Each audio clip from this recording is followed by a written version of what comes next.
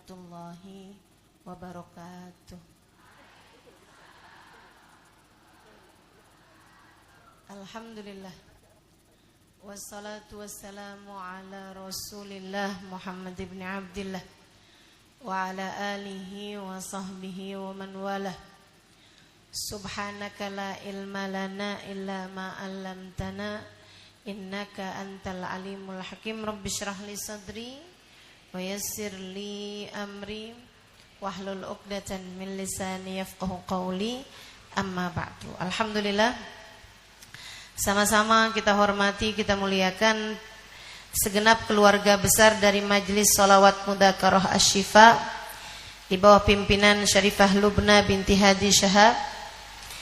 Kita doakan semoga keluarga besar dari Habib Hadi bin Salim bin Syahab selalu dalam limpahan rahmat ridha Allah Subhanahu wa taala. Panjangkan umurnya, sehatkan badannya, mudahkan urusannya, kabulkan hajatnya, semakin dicinta Allah Subhanahu wa taala dan Rasulnya.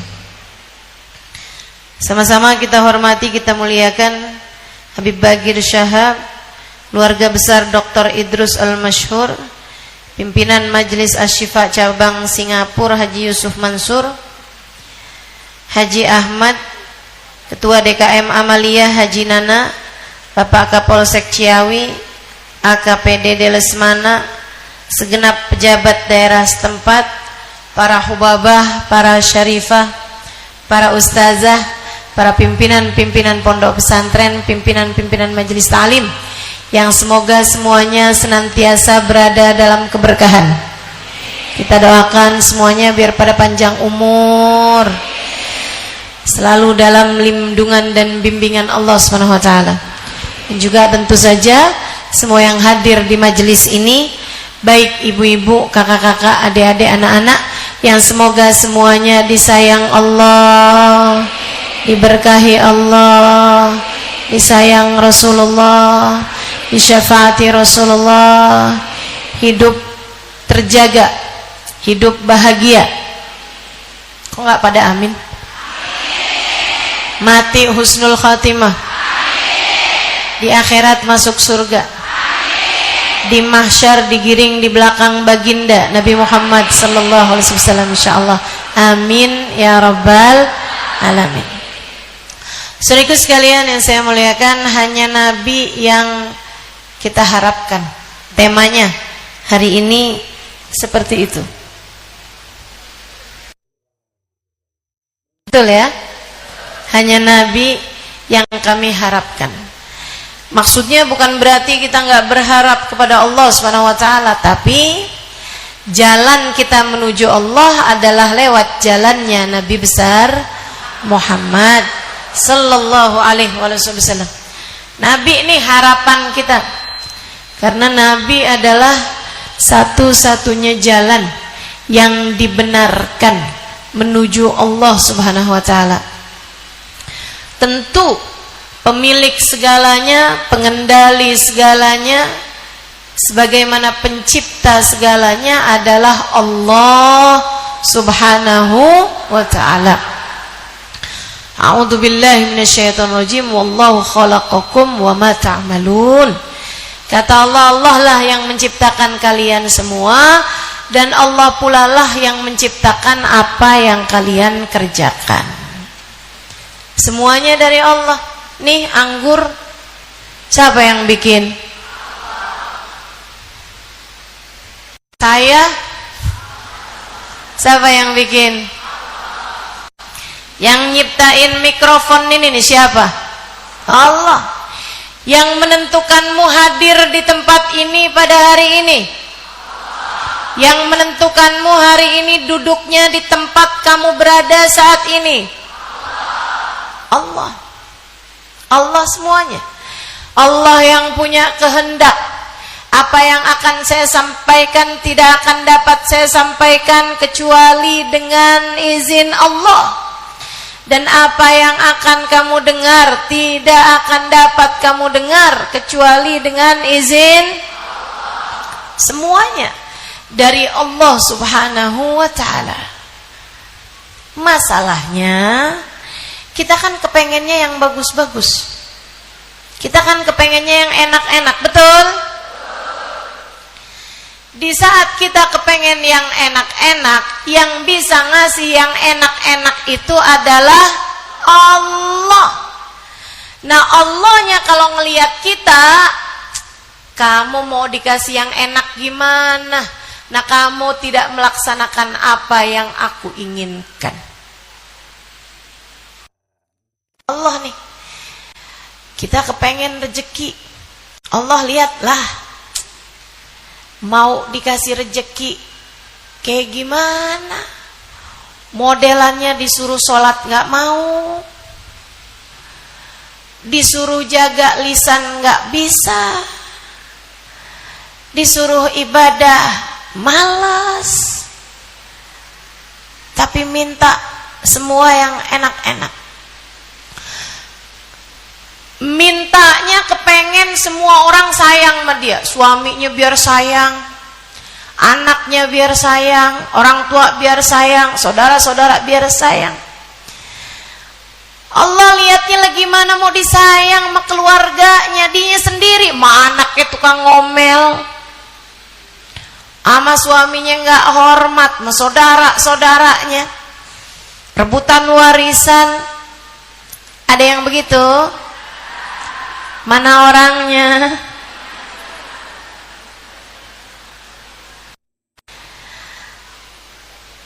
Tentu teman-teman saudaraku sekalian, kita dengan segala dosa-dosa kita dengan segala kelalaian kita dengan segala kemaksiatan kita dengan segala aib-aib dan noda-noda dalam diri kita dengan segala keburukan akhlak kita, kekerdilan pikiran kita, kejahilan kita, keburukan hati kita, kotornya pikiran kita. Pantasnya tuh Allah ngasih kita semua yang jelek-jelek dalam kehidupan kita di dunia sebelum akhirat. Kalau mau lihat pantas-pantasnya, mata yang terus-terusan diisi dengan sesuatu yang haram, apakah menurutmu pantas dimuliakan untuk berjumpa dengan orang-orang mulia di dunia? Untuk kemudian berharap nanti di hari akhirat bisa berjumpa dengan Nabi Muhammad, rada susah.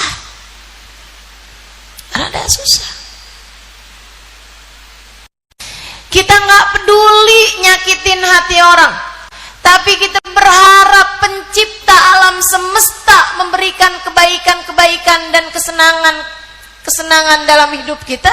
Rada kontra gitu, agak susah, nggak nyambung. Tapi alhamdulillahnya kita sama Allah dikasih andalan, harapan, Nabi kita Muhammad, yang dengan segala kekurangan kita, nambal kita di hadapan Allah, yang dengan segala dosa-dosa kita Nabi Muhammad menjadi nabi yang tak henti beristighfar, memohon ampunan buat kita, yang dengan segala kotornya hati kita Nabi Muhammad menjadi menjelma seseorang yang kemudian menyapu hati kita, membersihkannya biar pantas dituruni kebaikan-kebaikan, hal-hal indah dari Allah Subhanahu wa ta'ala. Itu sebabnya kenapa kita bilang bahwa Nabi Muhammad adalah harapan kita. Semuanya dari Allah. Cuman kitanya nggak pantas dapat yang bagus-bagus dari Allah karena kelakuan kita. Kayak gini loh. Nih Allah nih, ibaratnya gini. Lagi pada sakit. Kita perlu madu buat ngobatin sakit tersebut. Tapi semua miskin. Nggak kebeli madunya. Ada yang dermawan, terus dia bilang, bawa kemari tempat kalian, saya mau isi madu. Madu bagus, obat buat penyakit kita. Kita datang, bawa tempat-tempat kita. Dilihat ada yang tempatnya bagus, diisi. Ada yang tempatnya jelek, diisi juga. Ada yang tempatnya mewah, diisi. Ada yang tempatnya sederhana, diisi juga. Ada yang tempatnya gede, diisi gede, banyak. Ada yang tempatnya kecil, diisi kecil. Ada yang bawa tempat kotor. Di dalam tempat tersebut ada, mohon maaf, setetes kencing. Misal, ada kotoran burung. Misal, Bu, kira-kira diisi apa enggak?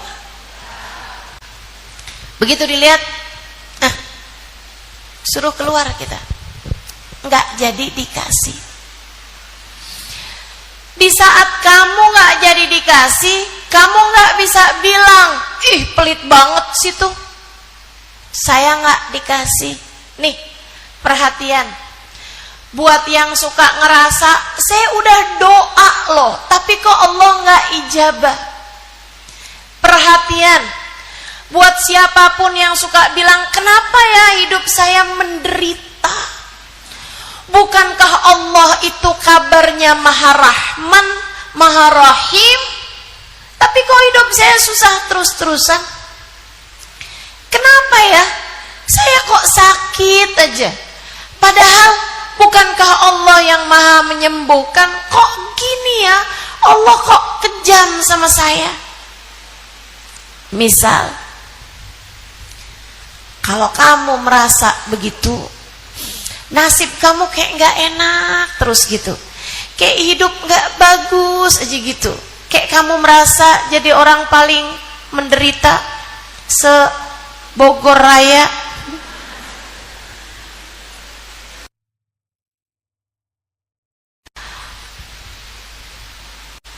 Tangga saya Ustazah biasa-biasa aja, tapi suaminya setia sama dia. Saya nih Ustazah, cakep iya, pinter masak iya, saya hebat segala-galanya Ustazah, tapi kok suami saya nggak ada sayang-sayangnya sama saya. Misal, kalau kamu selalu merasa bahwa hidup kamu tuh kayak nggak enak gitu, padahal kamu udah doa, kamu udah minta, kamu udah ibadah sama Allah Ta'ala, Bu, Kak, Dek, bisa jadi ini masalahnya. Ketika Allah mau menurunkan sesuatu kepadamu dari pemberian-pemberian Allah Subhanahu wa Ta'ala, Allah lihat tempatmu kotor,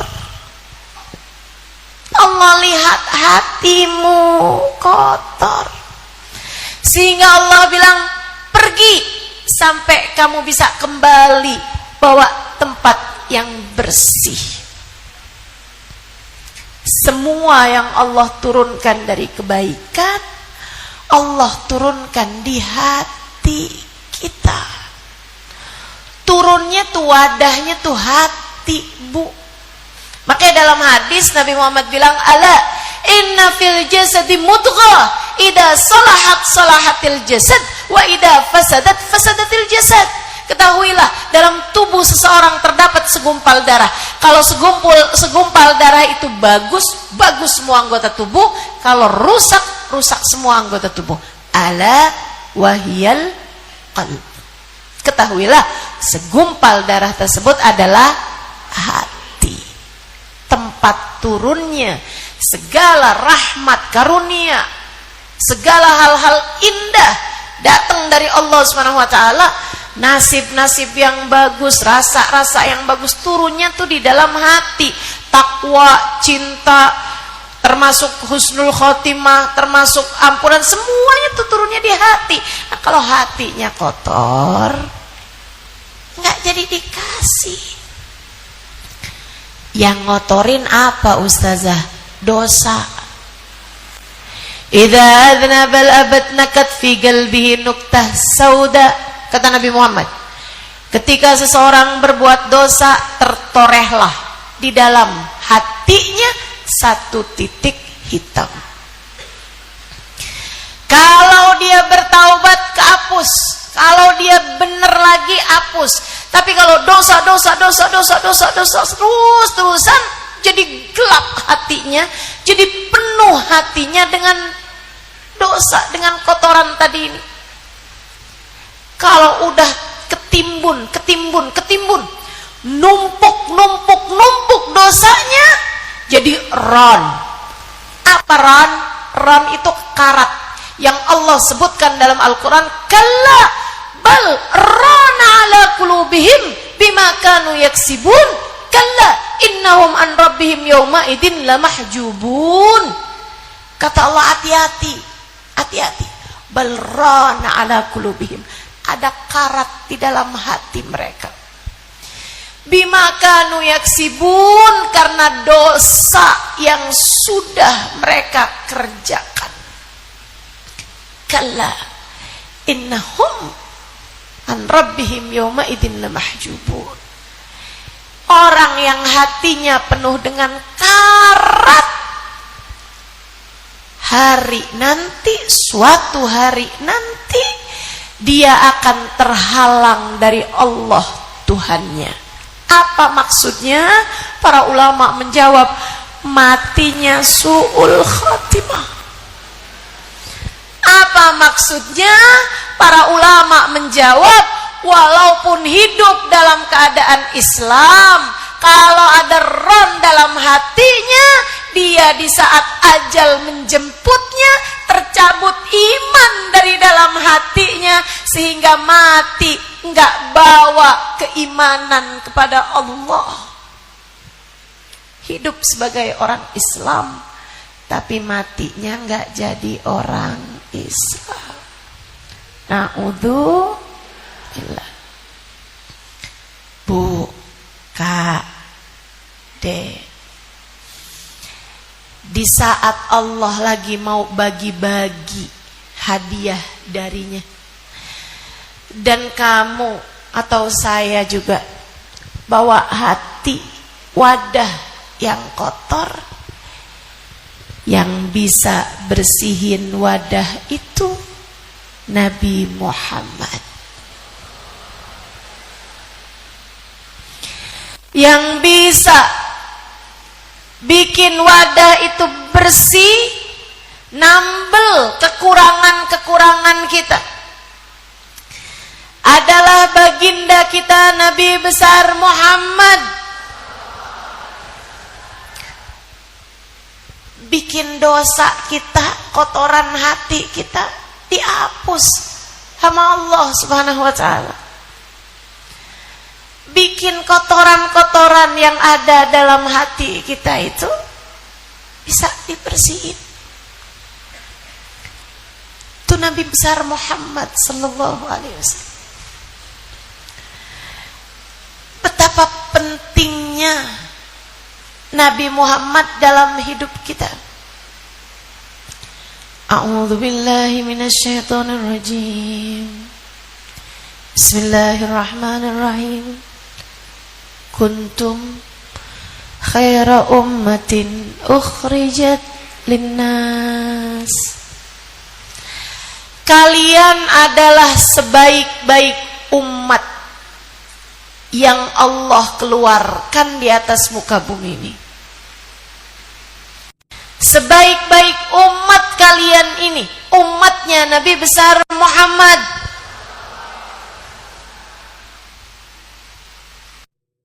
Saya ngaca, yang roman-romannya sebaik-baik umat nih, yang kata Allah sebaik-baik umat modelannya kayak gini nih. Saya ngaca, mata belepotan dosa, telinga berlumur noda, lisan yang tak terjaga.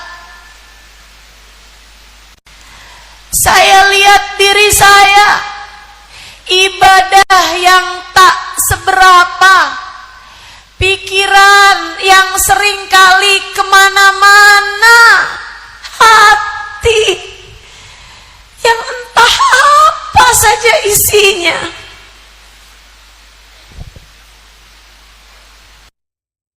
Tapi Allah bilang kuntum khaira ummatin ukhrijat linnas. Kalian sebaik-baik umat yang ada di atas muka bumi. Iya. Saya kayak gini, Allah bilang sebaik-baik umat. Kenapa ya Allah? Sebaik-baik umat saya ini. Gak ada pantas-pantasnya saya lihat dianggap sebaik-baik umat. Katanya Imam Al-Busiri, sahibul Burdah, bushra lana ma'syaral islami inna lana minal inayati ruknan ghaira munhadimi. Lamma da'allahu da'ina li ta'atihi bi akramir rusli kunna akramal umami. Sebenarnya bisa dilaguin, cuman saya tidak punya kecerdasan bernada. Gimana tuh lagunya? Maulaya salli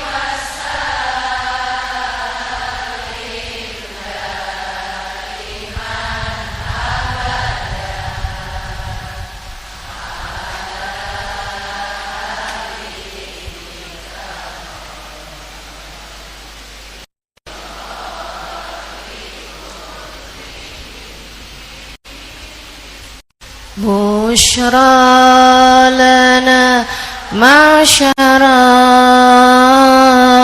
islami inna lana minal inayati runan ghaira munhadimi. Maulaya salli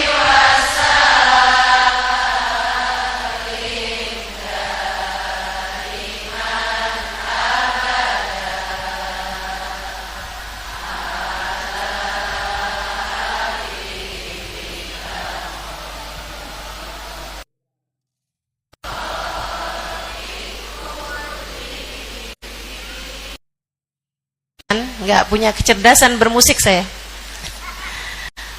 Suaranya di tengah-tengah pada habis, kerendahan ngambilnya. Bushra lana ma'syaral islami inna lana minal inayati ruknan ghaira munhadimi. Beruntung sekali nih kita nih sebagai orang Islam. Kita punya tiang yang kita sandarin rame-rame sebagai umat, nggak akan pernah bisa roboh. Lamma da'allahu da'ina li ta'atihi bi akramir rusli kunna akramal umami. Ketika yang mengajak kita ke jalan Allah adalah sebaik-baik utusan, kita pun kena cipratan berkahnya sehingga Allah jadikan kita sebaik-baik umat. Jadi saya, kamu, kita semua dianggap Allah sebagai sebaik-baik umat bukan karena ibadah kita yang memang gak seberapa, bukan karena bagusnya akhlak kita, karena kita emang enggak, bukan karena kelebihan-kelebihan kita, karena kita memang punya kelebihan, yaitu berat badan. Saya nggak punya kelebihan apa-apa selain berat badan, katanya gitu. Ya Allah. Teman-teman seiku sekalian yang saya muliakan, jadi nih kan, kenapa nih kita dengan segala kekurangan kita, dengan segala kecerobohan kita, akhlak kita yang buruk ini, ibarat orang mau dibagiin madu, kita bawa tempat penuh dengan kotoran. Kenapa yang kayak beginian dibilang kalian adalah sebaik-baik umat? Karena kita punya Nabi bisa membersihkan wadah-wadah kita. Pakai apa bersihinnya? Pakai istighfar beliau buat kita. Pakai permohonan ampun Nabi Muhammad buat kita. Pakai doa-doa beliau mendoakan kita. Pakai munajat beliau dengan kesungguhan hati kepada Allah Subhanahu wa ta'ala, mendoakan kita tak henti-henti. Nabi, teman-teman suriku sekalian, Nabi ini sepanjang hidupnya perang iya. Nabi sepanjang hidupnya mengajar iya, tentu saja. Nabi sepanjang hidupnya berdakwah iya. Nabi sepanjang hidup beliau di atas muka bumi banyak melakukan banyak hal. Tapi kalau saya pelajari dari sejarah baginda kita Nabi besar Muhammad, seperti yang diriwayatkan oleh Sayyidah Aisyah alaiha ridwanullah. Sayyidah Aisyah bercerita ketika ditanya oleh Sayyidina Abdullah bin Zubair bin Al-Awwam, ponakan beliau, putranya Asma binti Abi Bakar. Sayyidah Asma, kakaknya Sayyidah Aisyah, kawin sama Zubair bin Awam, sepupunya Sayyidah Khadijah. Menikah. Sebelum Sayyidah Aisyah menikah tentu saja, dapat anak namanya Abdullah bin Zubair, kesayangan Sayyidah Aisyah. Anaknya ini ponakan tapi udah kayak dianggap anak sendiri sama Sayyidah Aisyah. Sayyidina Abdullah bin Zubair khidmah kepada Sayyidah Aisyah, jadi ibu beliau yang kedua, dikhidmahin sama ponakannya sendiri. Kayak anak sama ibu. Nah ini Sayyidah Aisyah sama ponakan. Dari dekatnya Sayyidah Aisyah sama Sayyidina Abdullah bin Zubair, ponakannya ini, sampai Sayyidah Aisyah minta dipanggil ana Ummu Abdillah, saya ibunya Abdullah bin Zubair. Satu waktu, dengerin, biar kamu kenal sama Nabi Muhammad. Ini yang cerita yang satu selimut sama Nabi Muhammad. Kamu mau kayak gimana pun berpikir tentang Sayyidah Aisyah, akan saya bantah. Kalau kamu berpikir sesuatu hal yang buruk tentang Sayyidah Aisyah, pemikiran burukmu tersebut dengan mudah saya bantah dengan fakta bahwa dialah yang Allah pilih untuk menjadi seseorang yang berada satu selimut dengan Nabi Muhammad. Beradablah dengan pilihan Allah. Jangan main-main. Jangan main-main. Kamu pikir kamu siapa? Sampai berani mengatakan sesuatu hal yang tidak baik tentang Sayyidah Aisyah? Hati-hati sama rasa hati kamu. Kalau kamu cinta sama suami kamu, kemudian ada orang ngaku cinta sama kamu, ngasih hadiah banyak-banyak sama kamu, tapi dia jelek-jelekin suami kamu, apakah kamu bisa sayang sama orang tersebut? Gak bakalan. Saya kasih tahu kamu, kayak gimana bisa berbuat sama Nabi Muhammad? Andai kamu baca setiap hari sholawat kepada Nabi Muhammad 1 juta sekalipun tiap harinya, tapi kamu berani berkata buruk tentang istri beliau, tentang sahabat beliau, tentang anak-anak beliau, saya sampaikan padamu, apa yang kamu lakukan buat Nabi Muhammad tak akan memberi manfaat sedikit pun bagimu. Nabi tak akan memandang wajahmu. Bertaubatlah, beradablah kepada orang-orang yang dekat dengan Nabi Muhammad. Saya sampaikan padamu tentang Sayyidah Aisyah. Dengerin, biar kamu ngerti siapa Nabi Muhammad sallallahu alaihi wasallam. Ceritanya Abdullah bin Zubair. Suatu hari saya lagi berduaan sama bibi saya nih, yang udah kayak ibu saya, Sayyidah Aisyah, guru ibu, meskipun sebenarnya bibi. Saya lagi enak gitu keadaannya, saya tanya,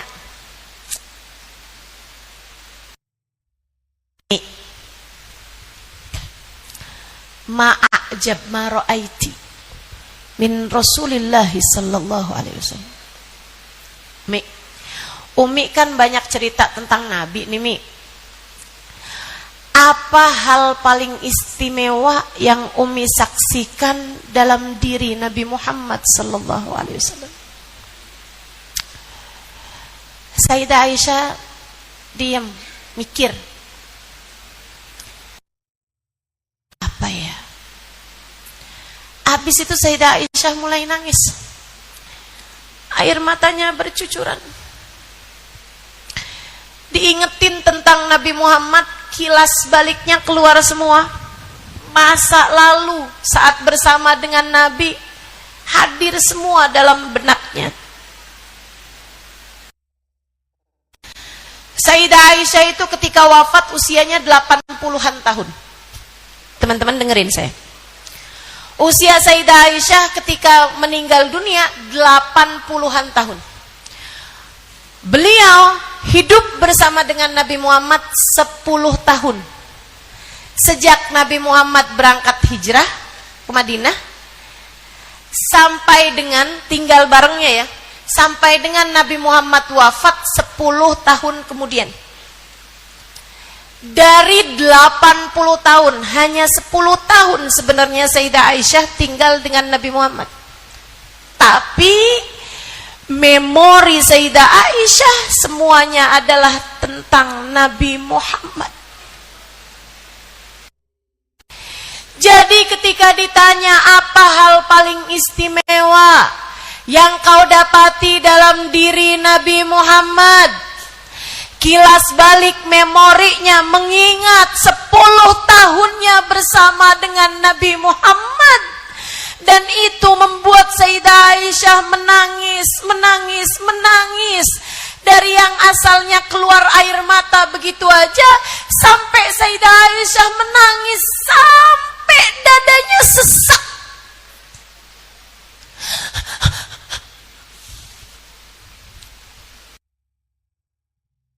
Kata ponakannya Abdullah bin Zubair, ya ampun, saya nyesel. Padahal maksud saya nih, saya mau enak-enak aja nih. Tapi kok ternyata malah gini ya. Aduh, gimana cara dieminnya nih? Gimana cara dieminnya? Kan gak mungkin juga udah nangis kayak begitu terus dibilangin, gak jadi Mi, gak jadi nanya Mi. Ya gak mungkin. Nangis lama banget. Udah bisa diem gitu, habis itu nangis lagi. Ya Allah.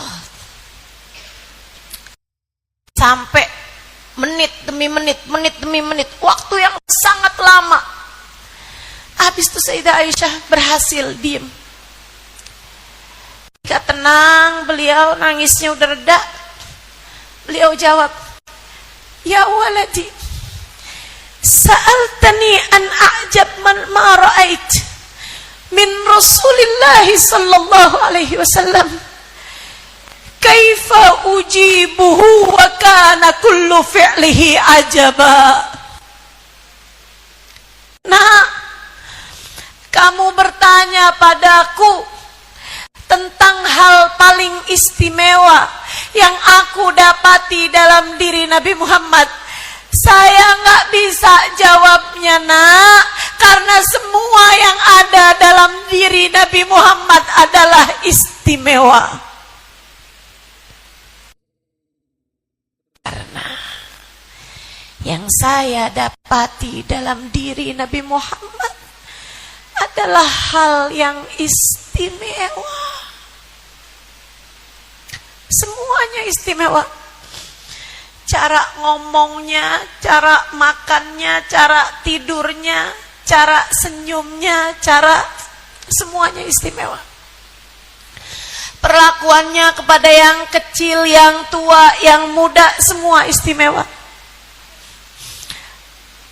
Mukanya cakep, badannya cakep, senyumnya cakep, matanya cakep, semua istimewa. Sholatnya cakep, ibadahnya cakep, sedekahnya cakep, jihadnya cakep, zikirnya cakep, Qur'annya cakep, semua istimewa. Bagaimana saya bisa menjawab pertanyaanmu, nak? Semua yang ada dalam diri Nabi Muhammad adalah istimewa. Suatu malam, kata Sayyidah Aisyah, ketika aku sudah satu selimut dengannya,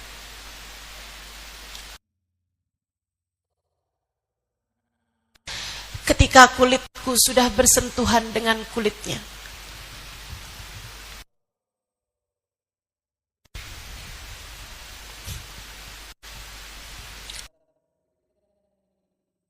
tiba-tiba Nabi Muhammad bertanya padaku. Mataku udah hampir ketidur, hampir hilang. Nabi tiba-tiba bertanya padaku, "Ya Aisyah, alak haja?" Apa Rasul? Maaf Rasul, kata Sayyidah Aisyah. Kita kan kalau lagi ngantuk-ngantuk ditanya sama orang kan nggak denger ya. Jangan ditanya sama orang. Nih ibu-ibu, saya ngomong sejam aja kadang-kadang nggak denger. Kalau ditanya habis pulang majelis, "Mi habis hadir majelis sudah 5?" "Heeh." "Tadi Ustazah ngomong apaan?" "Tentang Rasulullah." "Ngomong apa, Mi?" "Apa? Pokoknya Nabi Muhammad cakep dah." Ada yang begitu? Mana orangnya? Saya. Kadang-kadang saya suka mikir, saya tiap hari nih ngajarin. Tiap hari saya ngisi maulid di sana sini, sana sini. Kadang-kadang saya suka mikir nih hari ini ngomong apa ya. Kayak biar nggak sama gitu sama majlis-majlis yang lain. Tapi habis itu saya mikir lagi, nggak apa-apa, sama juga orang udah lupa. Benar.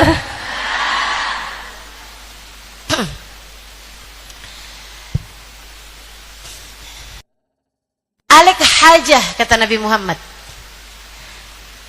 Aisyah, apakah kamu punya hajat denganku? Maksudnya sebagai seorang istri gitu kan, lagi ada hajat, maksudnya kayak hubungan intim atau apa kek, minta diulus kepalanya misal. Sayyidah Aisyah nanyain, "Memang kenapa Rasul?" "In kana lak hajat diha." Kata Nabi, kalau kamu punya hajat denganku, aku akan melakukannya untukmu. Wa illa, tapi kalau enggak wahai Aisyah, izinkan aku untuk menghadap Allah Tuhanku.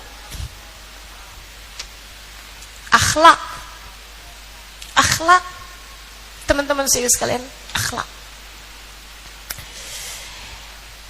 Suami tuh mau tidur, mau apa, nggak perlu izin istri.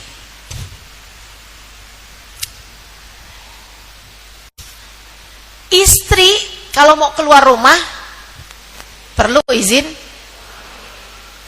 Ini sebelum saya lanjutin nih. Kalau di sini ada hadir istri yang sebenarnya nggak dapat izin suami buat keluar tapi maksa keluar juga, saya harap segera berdiri dan pulang. Beneran saya serius. Serius saya. Nggak ada perlunya kamu datang ketemu sama saya.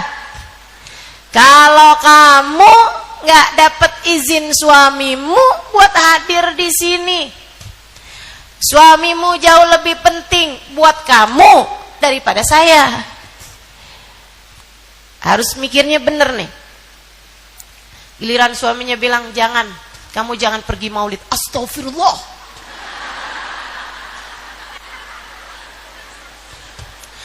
Memang menuntut ilmu itu yang paling berat adalah setan.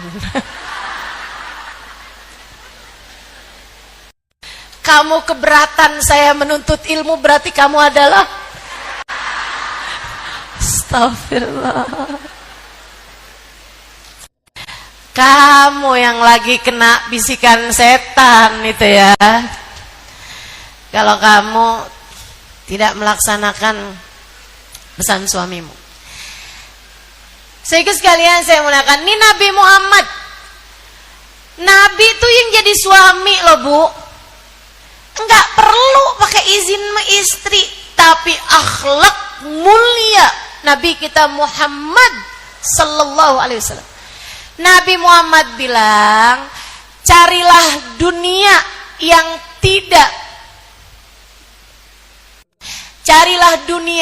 tidak membahayakan akhirat, carilah akhirat yang tidak membahayakan dunia.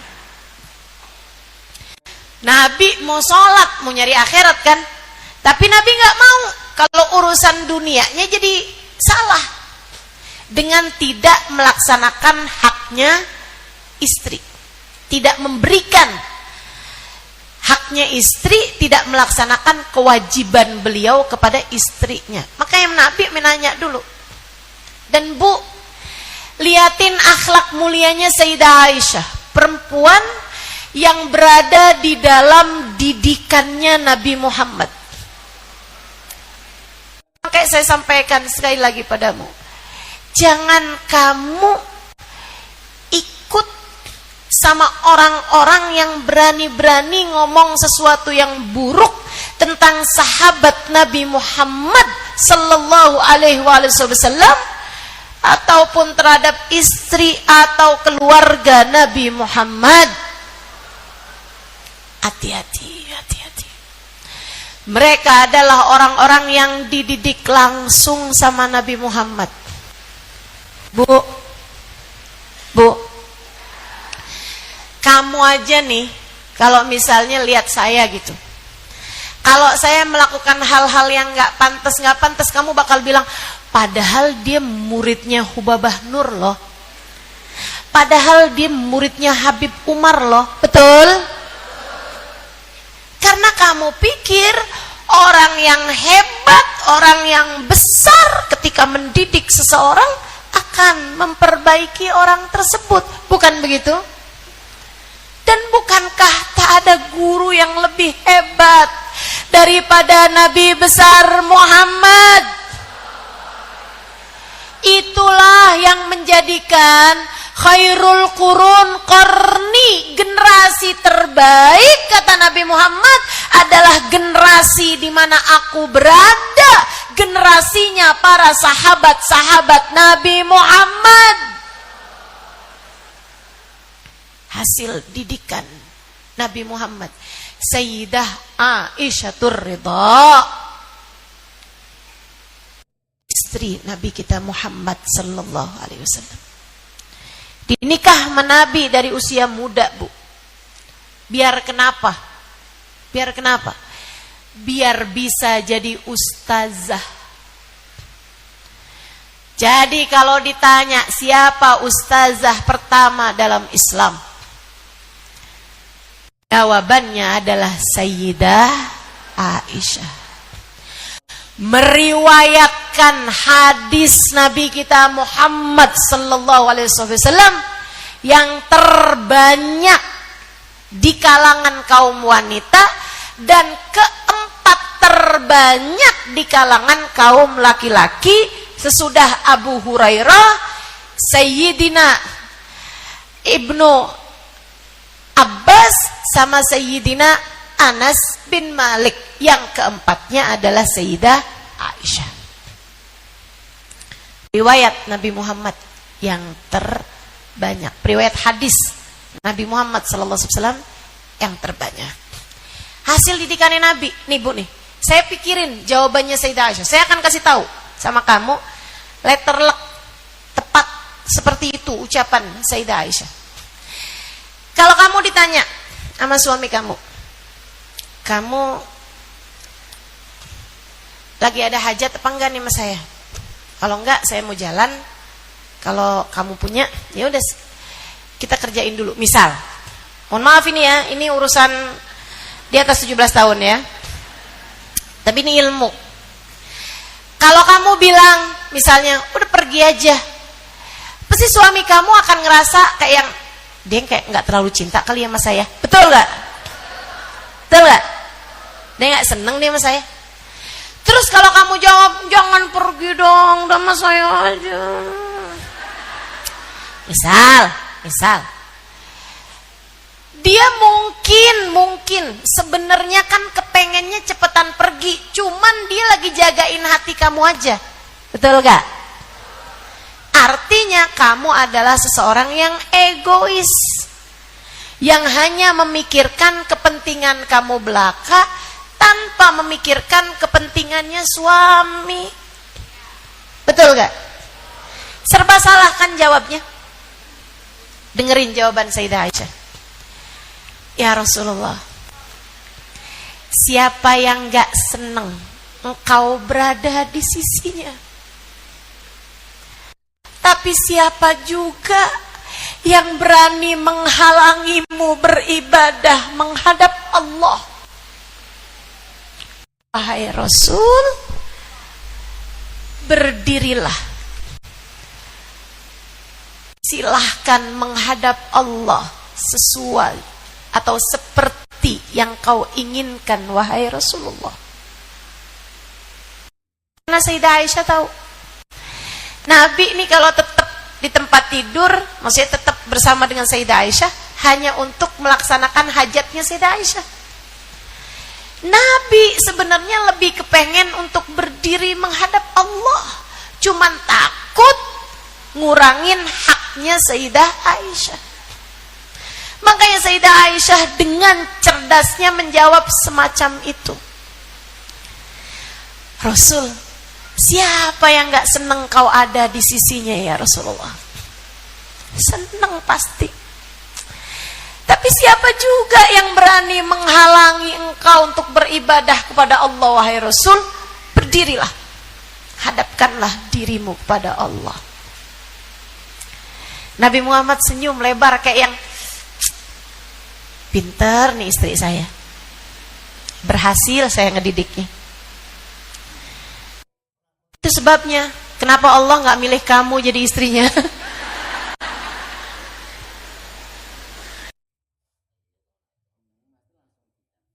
Kita masih ini ya, kurang pinter jaga hati, kurang pinter jaga lisan, benar gak?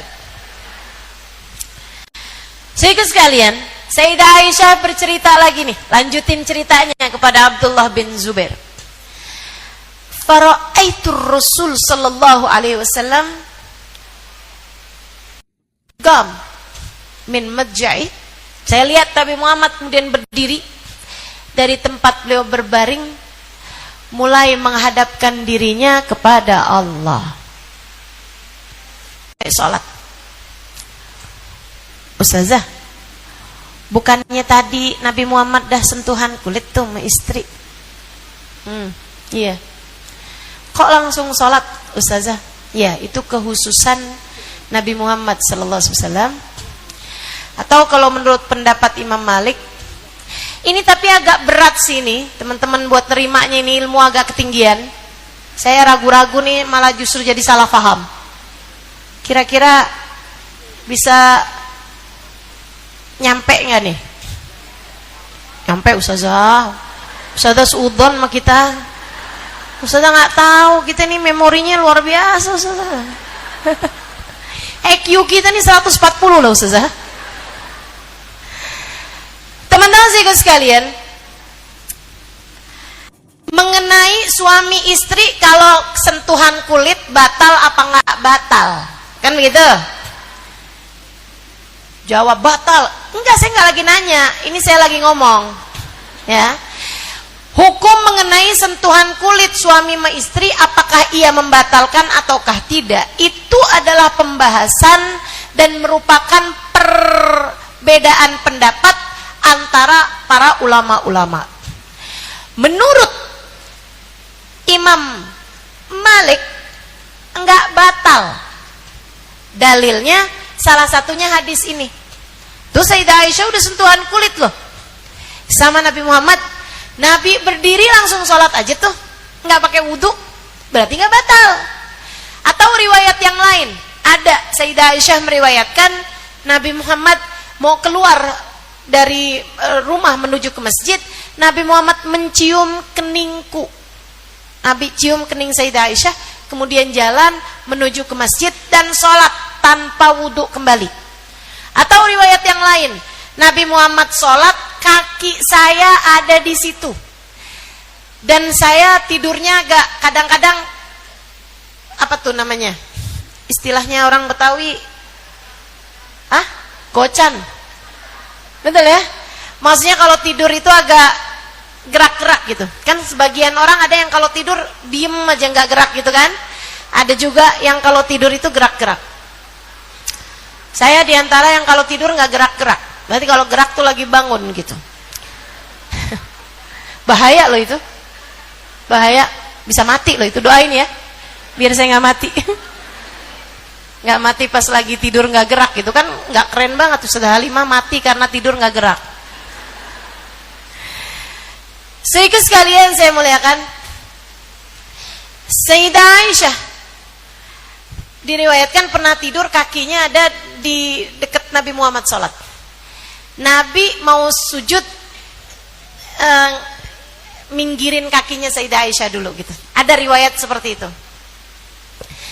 Saudara sekalian saya muliakan, itu kalau kamu mikir, kok kenapa ya Nabi tidur di dekat tempat Sayyidah Aisyah, Nabi sholat di dekat tempat Sayyidah Aisyah tidur. Saya dulu punya dua pemikiran, antara Nabi Muhammad yang sayang banget sama Sayyidah Aisyah sampai sholat pun mau deket-deket dengan Sayyidah Aisyah lagi tidur, atau Sayyidah Aisyah yang cinta banget sama Nabi Muhammad sampai dengan tidurnya pun juga mau deket-deket dengan tempat sholatnya Nabi Muhammad. Ternyata keduanya salah, teman-teman sekalian. Pemikiran saya tuh dua-duanya sama-sama salah.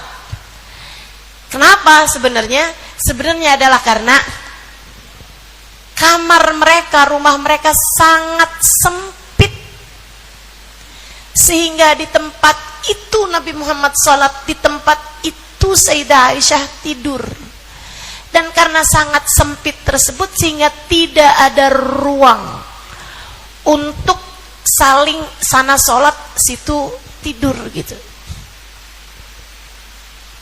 Kayak emang kita nih mesti pelajarin sejarah hidupnya Nabi Muhammad tuh lengkap, biar punya gambaran, biar nggak salah-salah menyikapi fakta sejarah.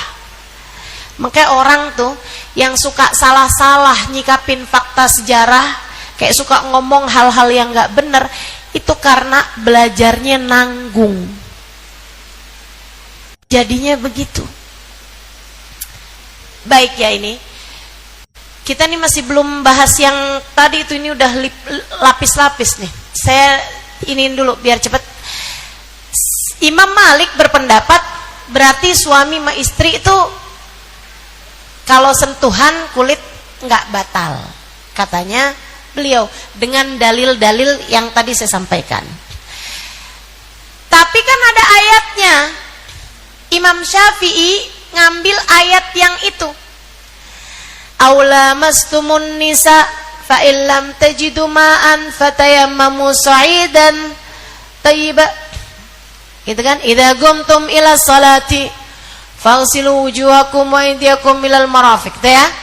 Ada di ayat itu ja'akumul ghaid aula mastumun nisa fa illam tajidu ma'an fatayammamu sa'idan tayyiba.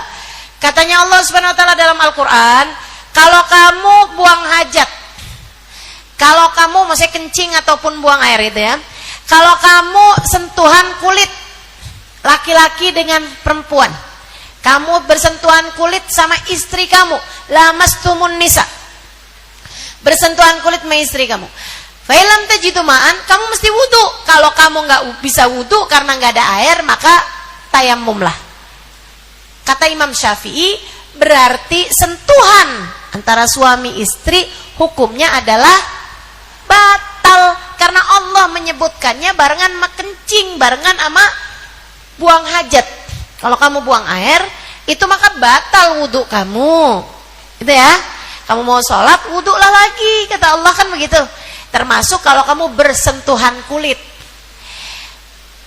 Imam Malik bilang, oh enggak, yang dimaksudkan dengan sentuhan kulit di situ tuh kalau bersentuhan kulitnya pakai syahwat. Kalau nggak pakai syahwat nggak batal. Karena Nabi Muhammad tuh wudu nggak pakai wudu tuh, habisnya cium kening Sayyidah Aisyah nggak pakai syahwat, kemudian beliau langsung pergi sholat, habisnya nyingkirin kaki Sayyidah Aisyah dari tempat, maksudnya nyampingin kaki Sayyidah Aisyah dari tempat beliau sholat, itu juga Nabi Muhammad nggak batal wudunya. Atau seperti yang tadi tuh ya, habis sentuhan kulit dengan Nabi Muhammad, Sayyidah Aisyah langsung berdiri mengerjakan sholat. Sedikit sekalian saya muliakan, katanya Imam Syafi'i, oh enggak gitu, yang itu khusus buat Nabi Muhammad. Sebagaimana Nabi punya kehususan yang lain. Apa itu? Nabi tidurnya enggak batalin wudu. Kita kalau tidur batalin wudu. Nabi tidurnya nggak batalin wudu, sama halnya dengan Nabi sentuhan kulitnya juga nggak batalin wudu. Makanya kalau pendapatnya Imam Malik yang di Mekah tuh, kalau tawaf gandengan suami istri itu kan nggak batal kalau menurut pendapat Imam Malik.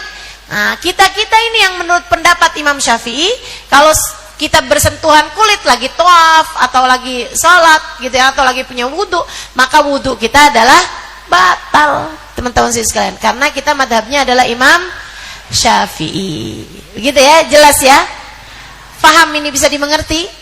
Jadi katanya Imam Syafi'i, kamu bersentuhan kulit sama suami kamu itu batal wudunya. Kalau Nabi Muhammad bersentuhan kulit nggak batal. Sama halnya dengan kamu kalau tidur kamu itu bikin batal wudu. Tidurnya Nabi Muhammad nggak bikin batal wudu. Kenapa? Sebab katanya Nabi Muhammad, nahnu ma'asyiral anbiya innama tanam a'yununa walam tanam qulubuna. Kami nih para nabi, bukan cuma saya kata Nabi, tapi semua nabi-nabi yang lain. Kami nih kalau tidur matanya doang yang tidur, hati kami nggak pernah tidur. Nah kalau kita kebalikannya, jangan kata lagi tidur, lagi nggak tidur aja hati kita tidur. Benar? Jadilah Nabi berdiri, kata Sayyidah Aisyah, sholat. Ceritanya Sayyidah Aisyah sama Sayyidina Abdullah bin Zubair. Fara'aitur Rasul sallallahu alaihi wasallam. Aku lihat Nabi Muhammad berdiri sholat. Kata Sayyidah Aisyah, sholat lama banget sholatnya, dirinya itu lama, sampai kemudian ruku, i'tidal, saya ketiduran. Saya bangun, Nabi masih sholat juga. Saya tiduran lagi, saya bangun, Nabi Muhammad masih sholat juga, kebangun gitu. Saya liatin Nabi Muhammad masih sholat juga. Sampai saya tidur, saya kebangun lagi untuk bangun malam. Sayyidah Aisyah bangun malam, tapi kan sepertiga malam terakhir. Sementara itu Nabi dari awal malam tuh, dari kayak jam 9-an malam gitu kalau di jam kita. Itu tuh Sayyidah Aisyah lihat ketiduran lagi. Sayyidah Aisyah, Nabi Muhammad lihat. Sayyidah Aisyah lihat Nabi Muhammad masih sholat, ketiduran lagi. Mungkin bangun jam 11, tiduran lagi. Sayyidah Aisyah bangun lagi jam 12, jam 1, masih lihat Nabi Muhammad sholat juga. Ibadah juga, doa juga, belum tidur juga. Sampai Sayyidah Aisyah lihat, Sayyidah Aisyah bangun dan lihat kaki Nabi Muhammad bengkak. Tawaramat qadamah. Ditanya sama Sayyidah Aisyah, Rasul, lima hadzal juhud kullah ya Rasulullah, kenapa kok sampai segininya sih Rasul? Sampai bengkak loh kakinya Rasul, sampai bengkak kayak begini nih. Kenapa maksain diri wahai Rasulullah? Alaysa qad ghafar lak ma taqaddam min dambik wa ma ta'akhkhar. Bukankah telah diturunkan untukmu firman Allah yang menyatakan liyaghfira lakallahu ma taqaddama min dzambika wa ma ta'akhkhar. Allah mengampuni dosa-dosamu yang lalu maupun yang akan datang. Dan udah diampunin Rasulullah. Apa jawab Nabi Muhammad? Afala uhib an akuna abdan syakura. Aisyah, aku kepengen jadi seorang hamba yang pandai berterima kasih kepada Allah. Nih, bentar ya. Pamit minum dulu ya.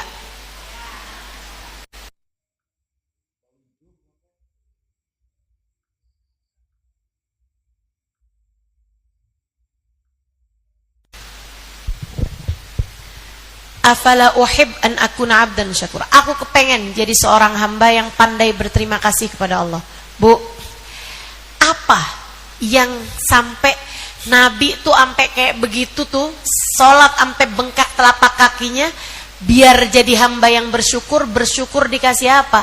Dikasih liyaghfira lakallahu ma taqaddam min dzambika wa ma ta'akhkhar. Apa itu? Ampunan. Kenapa gitu? Nih saya ceritain. Nabi itu sebelum itu, Nabi setiap malamnya, isi malamnya beliau adalah istighfar, mohon ampun sama Allah Subhanahu wa taala. Bu, itu dilakukan Nabi Muhammad sampai ceritanya Sayyidina Bilal bin Rabah. Sampai saya dengar suara dari dada Nabi Muhammad, kasauti ghalayanil ma, seperti suara air saat mendidih. Bilal bin Rabah kalau mau adzan subuh tuh Sayyidina Bilal, kalau udah lihat fajar udah datang nih, atau fajar nih udah deket lagi nih datang, Sayyidina Bilal masuk ke kamar Nabi Muhammad sallallahu alaihi wasallam, kasih tahu, Rasul, azan subuh udah datang, waktu fajar udah datang. Nabi bilang, lebek ya Bilal. Itu nanti Sayyidina Bilal naik ke atas menara, kemudian azan, melantunkan suara azan beliau. Sayyidina Bilal bercerita, saya tuh kalau masuk kamar Nabi, saya sering lihat Nabi Muhammad keadaannya beda-beda. Saya pernah lihat Nabi Muhammad sedang tidur miring karena panjang tahajud beliau, deket subuh tuh Nabi Muhammad tidur miring. Pernah sebentar gitu, kayak nggak nyampe 10 menit tidur miringnya Nabi Muhammad menjelang subuh. Makanya memang itu salah satu dari kesunahan kita, kalau antara azan subuh sama sholat subuh, atau sesaat menjelang azan subuh, itu kita sunnah tuh baringan miring. Tapi itu untuk, terutamanya untuk orang yang udah lama bangun malamnya. Nah kalau kita baru bangun dari tidur terus tidur miring lagi tuh ngapain maksudnya? Ya walaupun yang namanya sunnah ya tetap sunnah ya. Itu teman-teman. Kemudian kadang-kadang juga Nabi Muhammad tuh sedang sholat, kadang lagi baca Quran al-fajri kana masyhuda, kata Allah, sungguhnya ayat Al-Quran yang kamu baca di waktu fajar itu adalah ayat Al-Quran yang disaksikan para malaikat-malaikat Allah. Dan yang sering disaksikan Sayyidina Bilal adalah Nabi Muhammad lagi doa. Kadang di dalam sujud, kadang sambilan duduk, doanya Nabi Muhammad diiringi isak tangis yang katanya Sayyidina Bilal sampai saya dengar suara kayak suara air mendidih dari dadanya Nabi Muhammad dari kekuatan doa beliau. Menurut kamu Nabi Muhammad doa apa? Minta jadi pejabat? Menurut kamu Nabi Muhammad doa apa? Pengen dikasih istri yang cantik? Nabi Muhammad menurut kamu doa apa? Pengen punya mobil baru? Pengen punya rumah yang lebih gede? Menurut kamu Nabi Muhammad doa apa? Teman-teman saudaraku sekalian, Sayyidah Aisyah meriwayatkan dalam hadis yang lain, kuntu farrahtun Nabi sallallahu alaihi wasallam dat yaum. Saya suatu hari bikin seneng hati Nabi Muhammad. Nabi kemudian mengangkat tangannya dan mendoakanku, ya Allah ampuni Aisyah dosanya yang dulu maupun yang akan datang. Ampuni Aisyah dosanya yang dia tahu, yang dia nggak tahu. Ampuni Aisyah dosanya yang dia lakukan terang-terangan atau sembunyi-sembunyi. Ampuni Aisyah dosanya yang dia lakukan sendirian atau bersama dengan orang lain. Sayyidah Aisyah bilang, seneng banget saya dengar doanya Nabi sampai saya nggak bisa berhenti senyum. Saya senyum sampai merah pipi saya. Nabi Muhammad tanya, kamu seneng mendengar doaku wahai Aisyah? Ya Rasulullah, ini hari lebih menyenangkan saya daripada hari Lebaran. Sayyiduna Nabi sallallahu alaihi wasallam berkata, Aisyah, inni da'autu bihadhihi da'wa fi kulli lailah li ummati. Aisyah, kamu harus tahu, ini adalah doa saya setiap malam. Doa kayak gini nih saya doa setiap malam Aisyah. Buat siapa wahai Rasulullah? Li ummati, buat umat saya. Ya Allah, ampunin dosa umat saya ya Allah, yang lalu-lalu maupun yang akan datang. Umat saya yang sekarang ada maupun umat saya yang belakangan ya Allah, ampunin dosa mereka ya Allah. Kitanya belum ada, kitanya belum bikin dosa karena kita belum ada. Nabi 1400 tahun yang lalu sudah mendoakan ampunan buat kita. Bukankah beliau harapan satu-satunya buat kita? Sebelum kita ada di atas muka bumi ini, keberadaan kita sudah didahului dengan keberadaan doanya Nabi Muhammad buat kita. Sama halnya dengan sebelum kita masuk ke dalam kuburan, keadaan kuburan kita sudah lebih dulu didahului dengan doanya Nabi Muhammad sallallahu alaihi wasallam buat kita. Sebelum kita datang ke mahsyar, Nabi Muhammad udah duluin keberadaan kita di mahsyar dengan doanya Nabi Muhammad minta keselamatan umatnya di saat berada di padang mahsyar. Sebelum amal ibadah kamu ditimbang, Nabi Muhammad sudah mendahului timbanganmu tersebut dengan udah didoain menabi, umat saya ya Allah, kalau amal mereka ditimbang, beratkanlah timbangan pahala mereka ya Allah. Sebelum kamu lewatin mahsyar, sebelum kamu lewatin sirat, sebelum kamu lewatin sirat, kamu udah diduluin sama doanya Nabi Muhammad yang mendoakan umatnya biar selamat di saat melewati jembatan sirat. Bagaimana mungkin kamu tidak menjadikan orang yang demikian keadaannya kepadamu sebagai harapan satu-satunya dalam hidupmu. Harapan kita, harapan saya. Cuman masalahnya satu aja. Ini saya akhiri ini dengan pembahasan ini teman-teman. Masalahnya cuma satu aja. Satu aja. Apakah kamu tetap jadi umat Nabi Muhammad sampai kamu masuk ke dalam kuburan? Itu doang masalah. Itu doang. Itu doang. Dan kamu gak bisa ngandelin siapapun. Kamu gak bisa bilang, ya saya umatnya Nabi Muhammad lah, saya kan punya nasab, saya gak punya bapak saya si fulan bin fulan al fulani. Gak bisa, gak bisa. Kamu gak bisa ngandelin, saya kan muridnya fulan bin fulan, pastilah saya mati jadi umat Nabi Muhammad. Gak bisa, gak bisa. Gak bisa. Saya bilang gak bisa. Saya kan ibadah saya begini, begitu, begini. Gak bisa. Gak bisa. Sebab bagaimanapun ketetapan Allah di atas segala sesuatu. Bahkan kepada keluarga Nabi Muhammad, Allah SWT mengatakan, ya nisa'an Nabi, kalau kalian, wahai keluarga Nabi, kata Allah di surat Al-Ahzab ayat 30-an, kata Allah, wahai keluarga Nabi, mayyati minkunna bifahishatin, wahai keluarga Nabi, siapa di antara kalian yang mengerjakan dosa, Allah lipat gandakan dosa tersebut 2 kali lipat, double dosa kalian. Habis itu ayatnya, wadzalika 'alallahi yasira. Yang kayak begituan gampang bagi Allah Subhanahu wa taala. Keluarga Nabi malah dilipat gandakan dosanya. Kamu gak bisa ngandelin apa-apa. Di hadapan Allah gak ada yang bisa dijadikan andalan. Gak bisa. Maka satu-satunya harapan andalan kita Nabi Muhammad sallallahu alaihi wasallam. Masalahnya satu itu.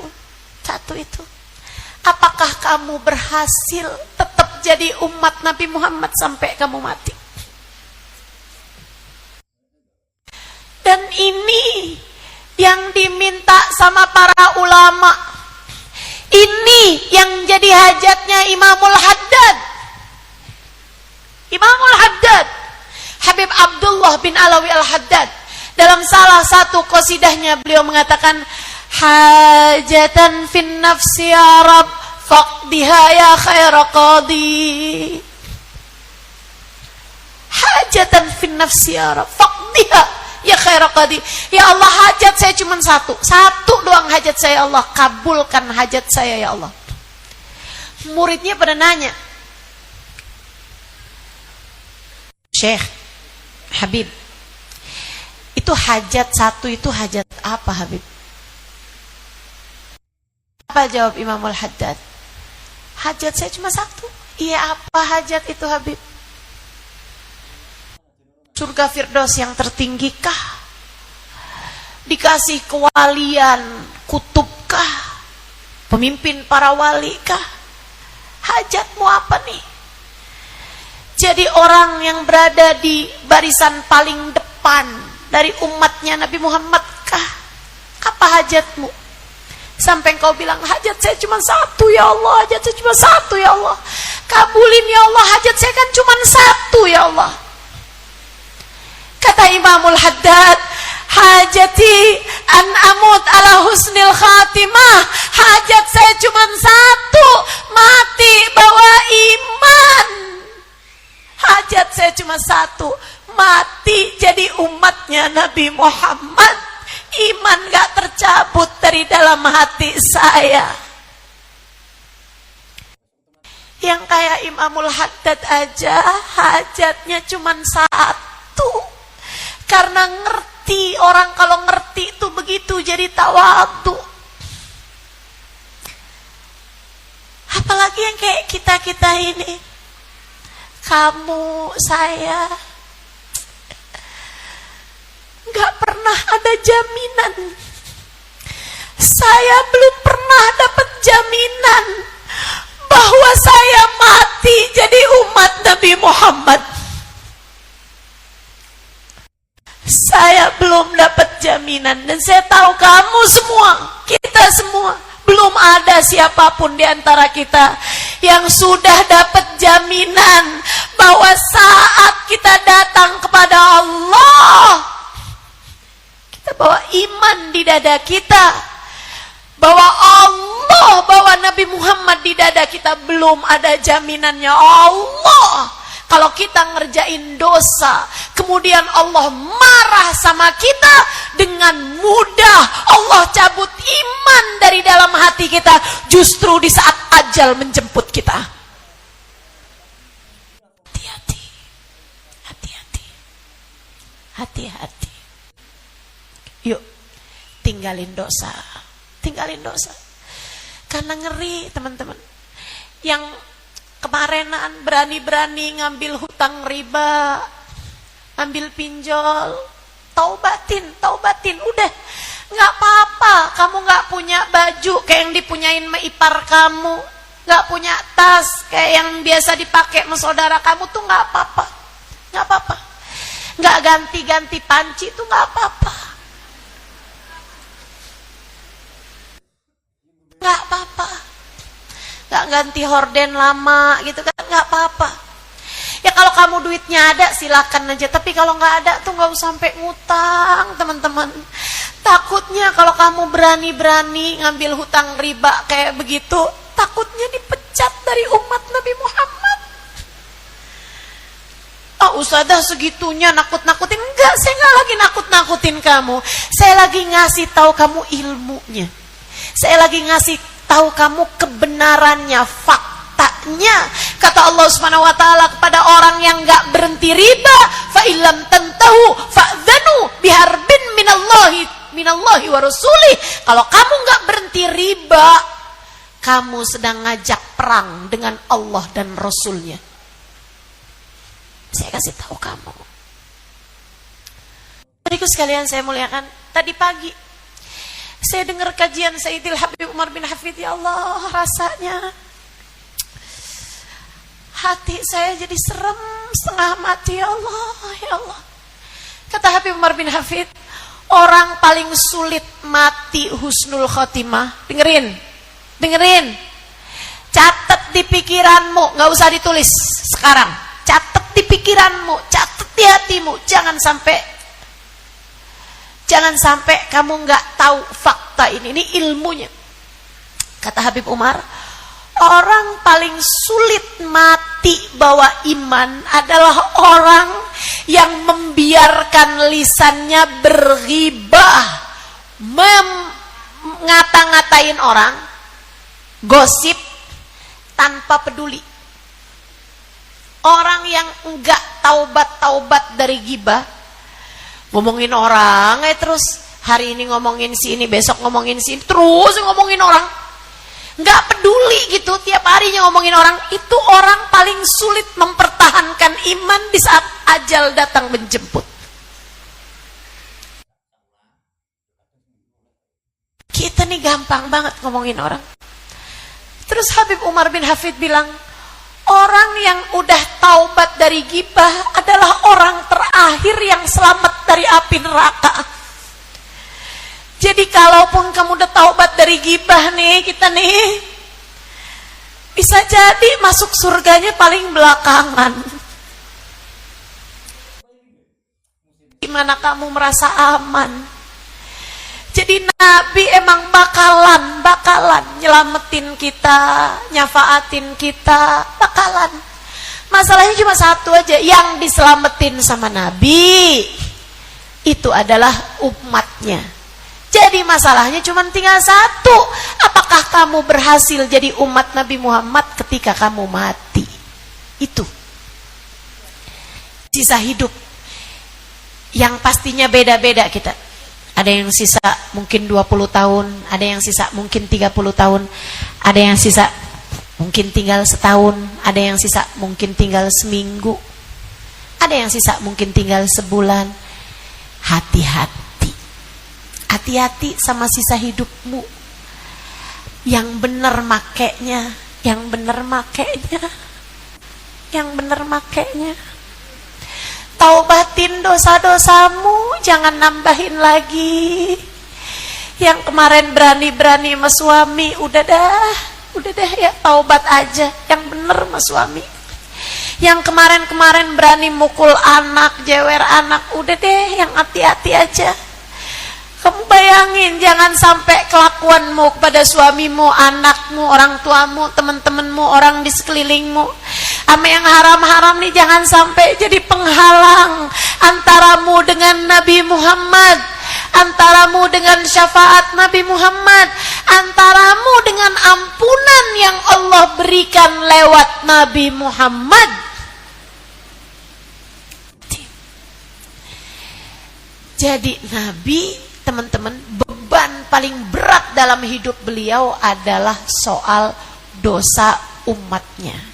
Sampai akhirnya Nabi satu hari lagi tidur di tempat tidurnya Sayyidah Aisyah, di rumah Sayyidah Aisyah. Ini salah satu dari kelebihan-kelebihannya Sayyidah Aisyah. Nabi dapat ayat ini di saat beliau sedang ada di pembaringan Sayyidah Aisyah. Nabi bangun dari tidurnya, Nabi senyum, ketawa lebar banget. Senengnya tuh sampai kayak orang baru dapat apa gitu. Nabi senang banget. Sujud syukur Nabi. Habis sujud syukur pun masih senyumnya lebar banget. Sampai Sayyidah Aisyah ngeliatin itu dari tadi itu, ngeliatin aja. Habis itu Sayyidah Aisyah gak tahan, dia nanya, "Ma'adhaka ya Rasulullah?" Seneng bener Rasul. Apaan? Kenapa wahai Rasul segitu senangnya? Nabi Muhammad menjawab, "Unzilat alayya ayah min ayatil Quran wa ana naim." Ketika saya tidur tadi itu Aisyah, saya diturunkan firman Al-Quran, saya diturunkan ayat-ayat Al-Quran. Khairun li minad dunya wa ma fiha, lebih saya sukai daripada saya dikasih dunia seisinya. Apa ayatnya wahai Rasulullah? Segitu senangnya Nabi sampai sujud syukur. Apa ayatnya? A'udzubillahi minasyaitonirrajim. Bismillahirrahmanirrahim. Inna fatahna laka fathan mubina liyaghfira lakallahu ma taqaddama min dhanbika wa ma ta'akhkhar wa yutimma ni'matahu 'alaika wa yahdiyaka siratan mustaqima. Inna fatahna laka fatham mubina. Kami akan membukakan untukmu wahai Nabi Muhammad pembukaan kota Mekah. Fathu Mekah. Mekah ini akan kamu masuki dalam keadaan terbuka. Kami menghadiahkannya untukmu wahai Nabi Muhammad. Saat itu, saat Fathu Mekah nanti, liyaghfira lakallahu ma taqaddam min dzambik wa ma ta'akhkhar. Allah akan beri ampunan padamu wahai Nabi Muhammad, menggugurkan dosa-dosamu yang lalu maupun menggugurkan dosa yang lalu maupun yang akan datang. Bu, Nabi ngerti banget kalau Nabi itu maksum, gak punya dosa.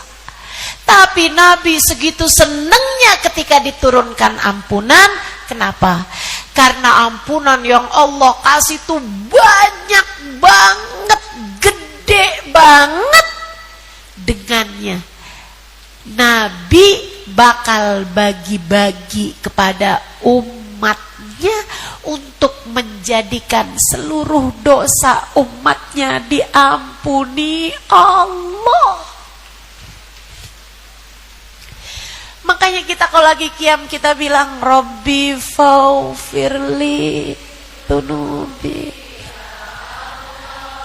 bibarkatil hadi.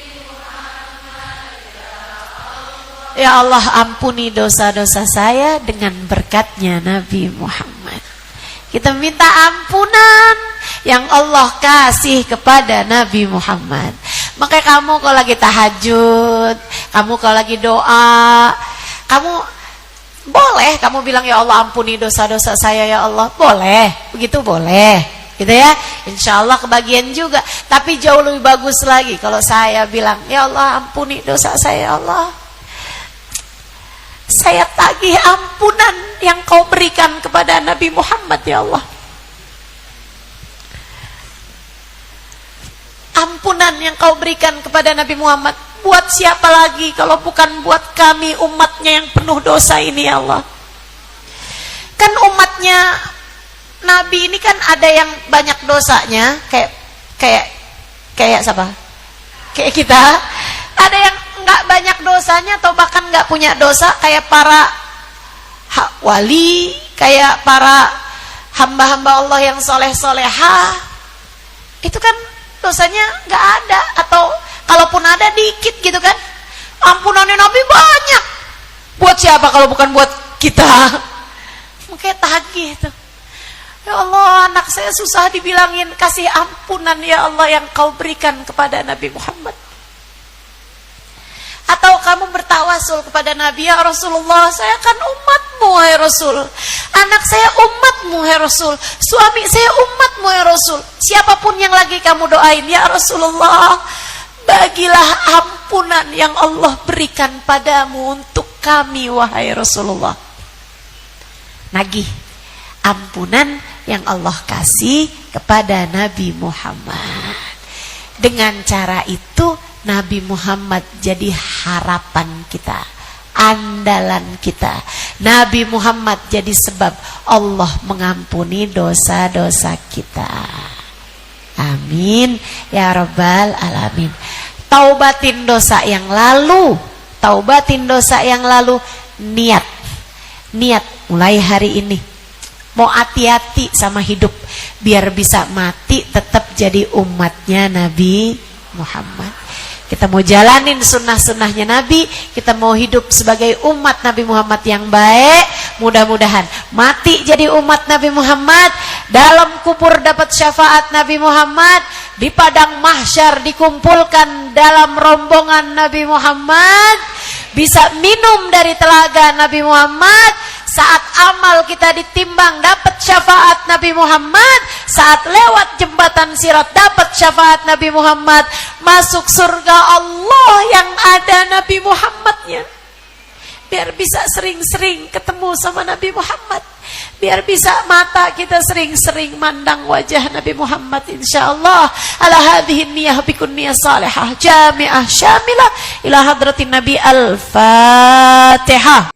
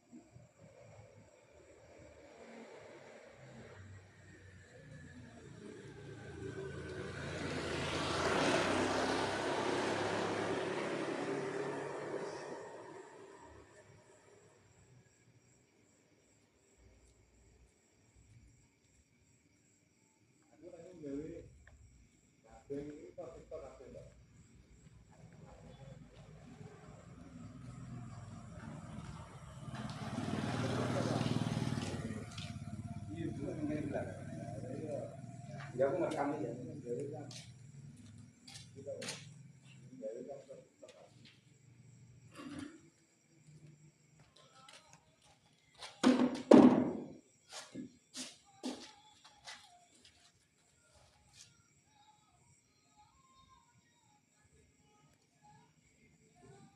Ini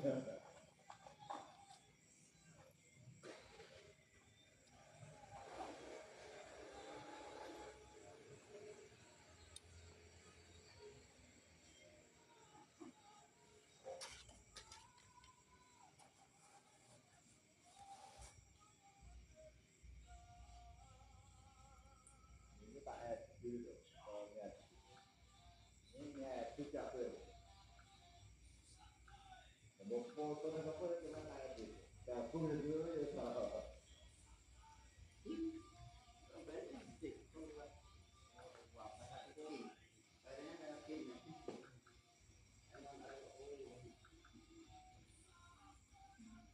Pak Edi capek.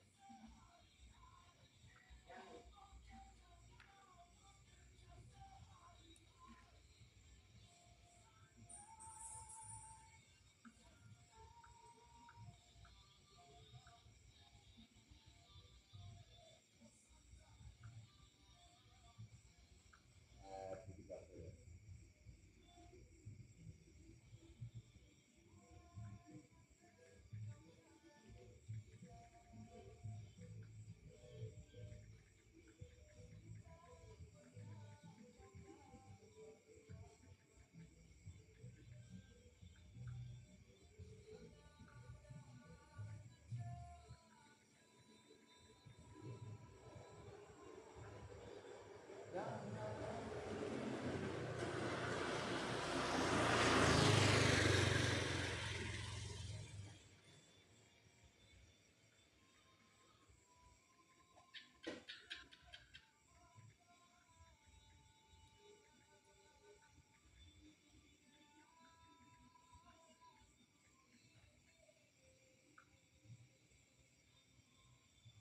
Tenang anu lho, tenang udan dengan lho.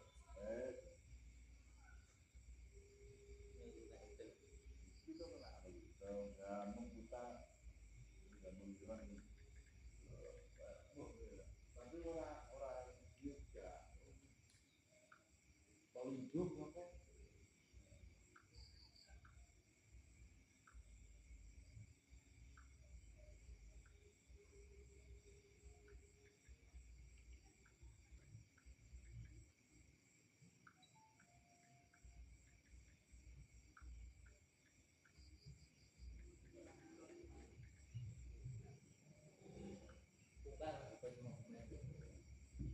Banyak wong makan tuh.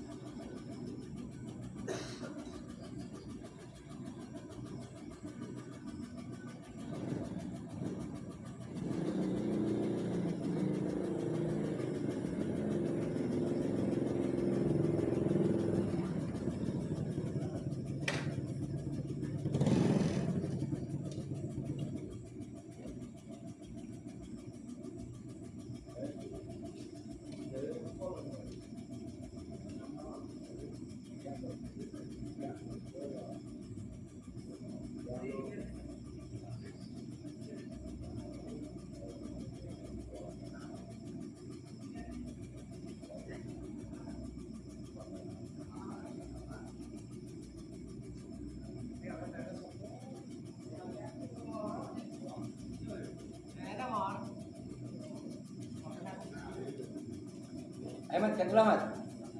Mat.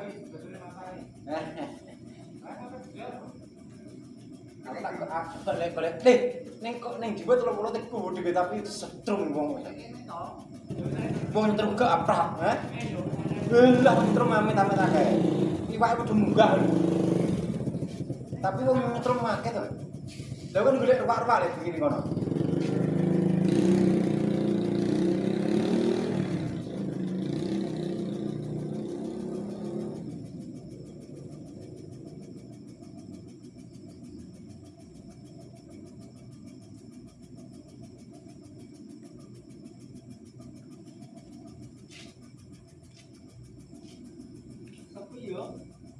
Dapat dari masjid. Dari masjid tuh. Suka. Terus kok orang tapi kok gak bayar nak gitu. Ya ada. Tak kira di panggungnya lek ora nang ya ra. Bakul dia ini. Bisa aktif itu. Apa nih? Tapi masjid. Itu orang lima tahun. Ya, yang gua tak tunggu itu. Oke tahun kena. Yang gua nek ini aku kan main itu.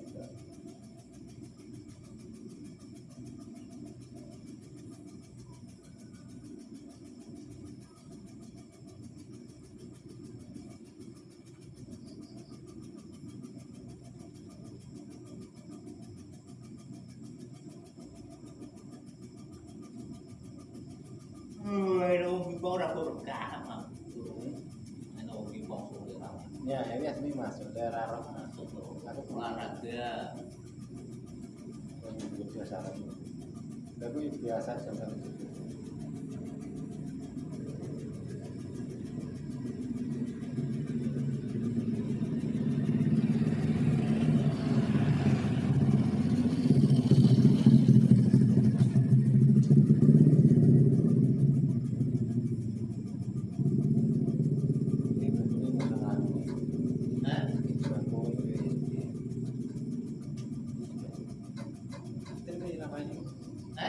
Bakul yang dan ini kayak udun ya.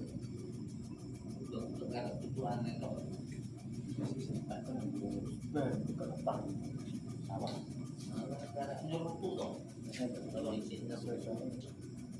ya ada urut. Ada.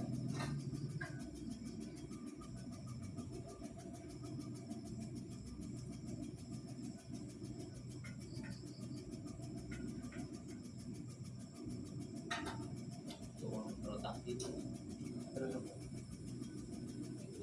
tapi tidak masing-masing dari antri ke aku.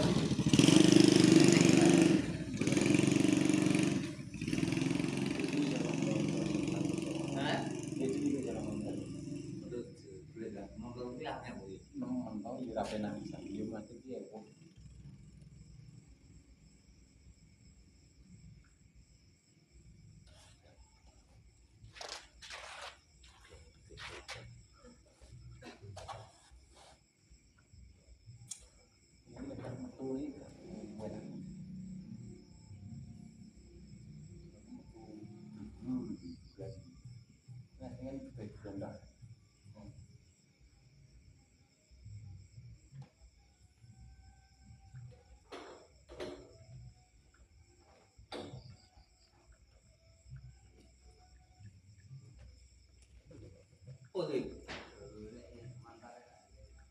Lah. Suryanto. Sepiran Di STM itu lho, dong lho. Cagak lho. STP itu nggak ada STP. Lalu ngatur untuk bukiro. Karena cek cok cek. Cok. Cinta lagi. Juga cek enak ya. STP ini gue senang aku bingung lagi lah tau.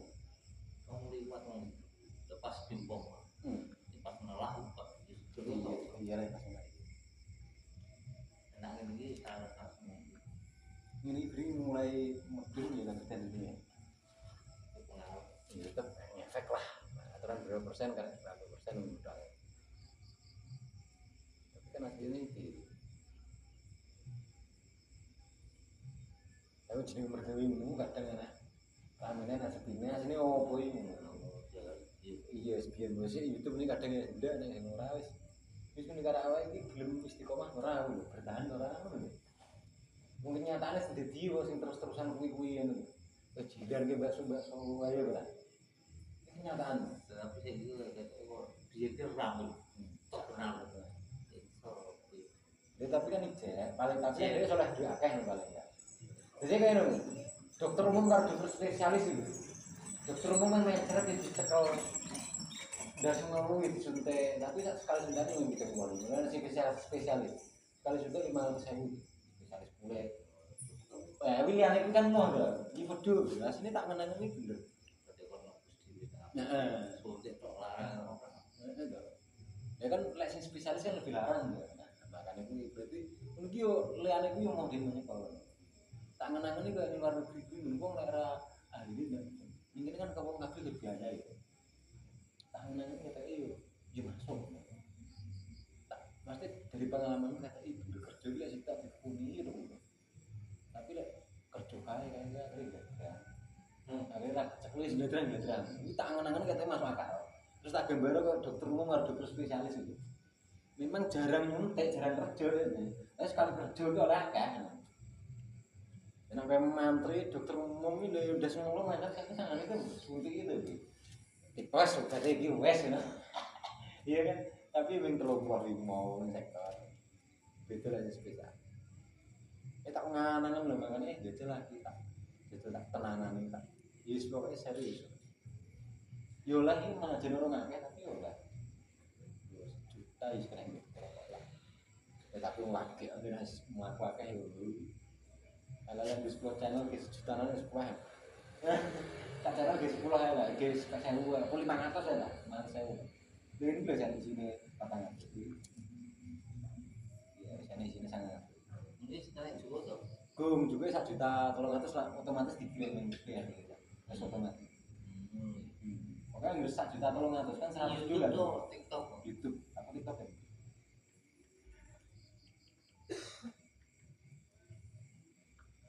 Ini sih tak punya deh. Ini udah langsung dibeli dulu.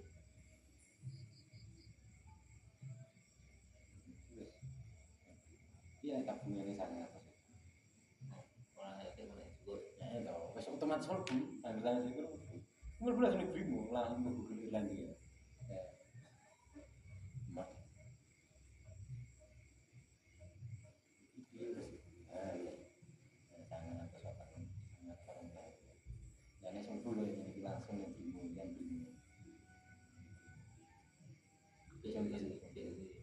Langsung itu itu kok peduli sendiri gitu.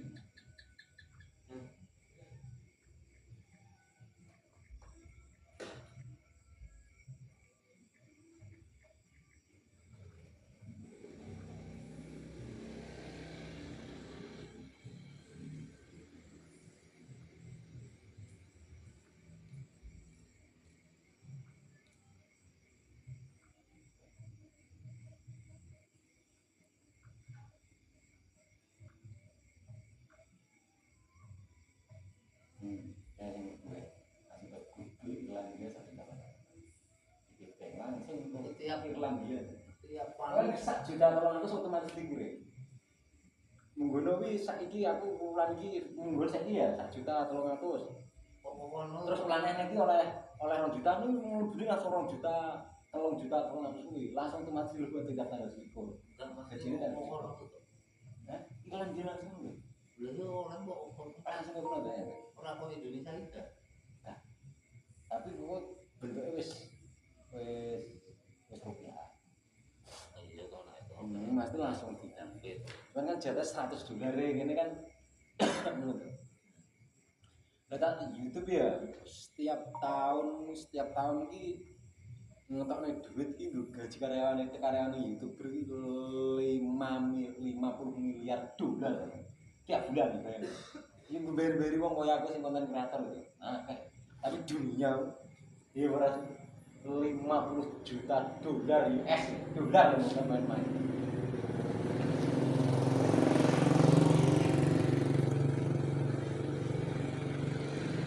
Iki masih ada kok channel video. Bisa kita ambil channel semua. Nek kok sana iso no. Ya memang kabeh-kabeh iki butuh perjuangan.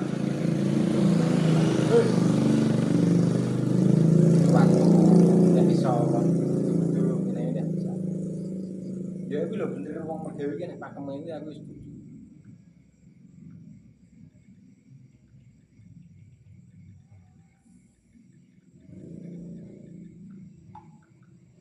Rono ki wong duwe penjauhan pakem. Bukan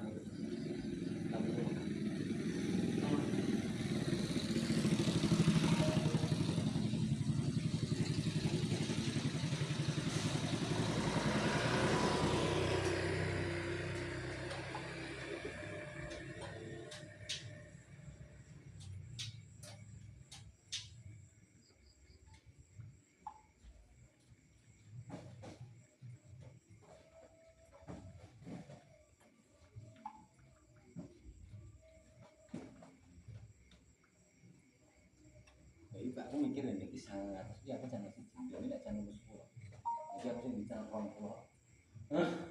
Ya tak jangan, tapi orang jadi loh ya, nanti jadi orang mulai, dari lah orang sih, taruhlah 500 nih 20 kita nih, aku ini bulanan jadi tidak salah itu, ini, lah ya setengah di gitu, ini kan contoh nyata loh, orang ngomong kosong ini, beli transfer tapi enak, ya Pak. Cara aku ngomong itu orang ngomong, tapi anu iki pirang ndi lho? saat Oh, gue oleh sampai oleh 1.300.000 ya bisa mesti kadang tahu sampai saulan. kadang seminggu oleh ada Yo pete seminggu ya. terong dino ya tahu lari kan malah sedino oleh tembus 20 juta tapi keblok ini koyo gitu Blokir. lah boleh kamu tiap kerja dia ada ngasih kuning yo enak simpang dulu Olah lah aku tahu patanglan kritis mengoleh 1 juta terus nanti tahu terus sakulan kritis 5 juta ini koyo ini deh musim sepi rame ini kan viral ini lho jadi ora iso pakai piye to lah wes kowe kok dodolan kan asline kan dagang cuman tak dodolan video nah kan sing dodolan buah yo tetep enak fashion enak menurut asli kok dua ya aku pikir cuman dodolan ku ning sing tak dodol video wis sing dodol buah kan ya jenis video iki enak masane enak viral kan enak jeneng viral lagi kuwi aku yo akeh iki padha nek panas yo rame to lah mulai pas sepi lagi sepi to asli waduh ya cara ngono iki waduh ya aku metu petualang tak stop sik